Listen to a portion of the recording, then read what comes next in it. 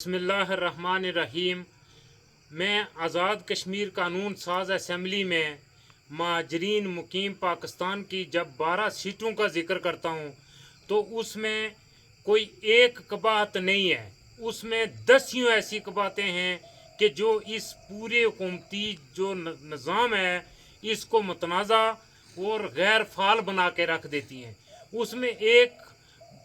बड़ा सवालिया निशान ये भी है कि इन 12 सीटों की वजह से आज़ाद कश्मीर के अंदर आज तक 77 सालों में कभी भी अवामी हुकूमत यानी आवाम की जो नुमाइंदा हो, लोग जिसको चुने, वो हुकूमत कायम नहीं हो सकी। वो इसलिए नहीं हो सकी कि जो पाकिस्तान में हुकूमत कायम होती है और उनके जो वहाँ बैठे हुए माफियाज और वो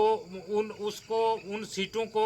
वो एडजस्ट करते हैं, वो पहले से तय कर लेते हैं। ये सादा लोगों को एक पाकिस्तान के वज़ीर आज़म ने कहा भी था कि ये साबिक़ वज़ीर आज़म ने कि ये पहाड़ों पर रहने वाले सादे लोग, शायद मैं आज सोचता हूँ कि उसने दुरुस्त ही कहा था कि ये सादा लोग 77 सालों में ये नहीं समझ सके कि वो जो 12 सीटें हैं महाजरीन मुकीम पाकिस्तान की, वो कभी भी आज़ाद कश्मीर हुकूमत की शफाफियत अमल में लाने नहीं देती। वो इसलिए कि वो पहले ही तय कर लेते हैं कि हमने ये सीटें किसको देनी है, और फिर जो वहाँ सीटों पे उम्मीदवार खड़े होते हैं वो अपनी जमातों को बोरियां भर के बगैर गिने हुए पैसे देते हैं और वहाँ से 180 वोट लेके जो पहले ही उनकी संदूकड़ियों में डाल दिए जाते हैं, और वो फिर वहाँ से एमएलए बन के यहाँ मुजफ्फराबाद में विराजमान होके यहाँ से फिर वो बजट बोरियों में भर भर के पाकिस्तान ले जाते हैं। और वहाँ कोई यानी अगर मेरी मालूमात नाकस हैं,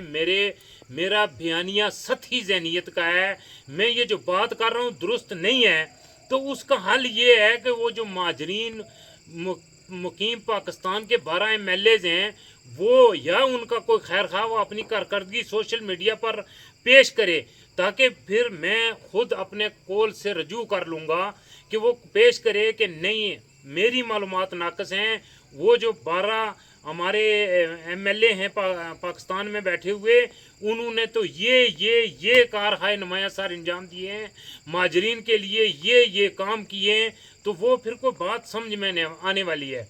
सरेदस्त जो मामला वो है वो ये है कि ये आज़ाद कश्मीर हुकूमत की शफाफियत पे बहुत बड़ा सवालिया निशान है, और इसीलिए मैं ये बात करता हूँ कि कोई एक चीज़ दो चीज़ें दुरुस्त करने से ये नहीं होगा। एक दफ़ा यानी तत्हीर व तामीर करनी पड़ेगी, एक दफ़ा पूरे इस निज़ाम को ख़त्म करके नया निज़ाम वज़ा करना पड़ेगा, और नया निज़ाम वज़ा करने के लिए हुकूमती जो सेटअप यहाँ बनेगा उसके लिए ये जो मौजूदा हमारी लाट है जिसमें 1000 बंदे शामिल हैं, इसमें हमारे सदर हैं, वज़ीर आज़म हैं, 14 साबिक़ वज़राए आज़म हैं, 13 सदूर हैं, और जो हमारे 500 एमएलए हैं और जो कुछ सबका एमएलए हैं, ये मिला जुला के जो 1000 बंदे हैं, इनमें से जितने बंदे भी हुकूमत का हिस्सा रहेंगे तब तक ये कबातें रहेंगी, तब तक ये पेचीदगियाँ रहेंगी, ये मामला हल नहीं होने वाला। इसका यही है कि एक दफ़ा इस सारे निज़ाम को ख़त्म करके ओवरसीज़ कश्मीरियों, और इसकी मिसालें मौजूद हैं, जूँ मैं इस किताब के वर्क पलटता जा रहा हूँ वो आपके सामने मैं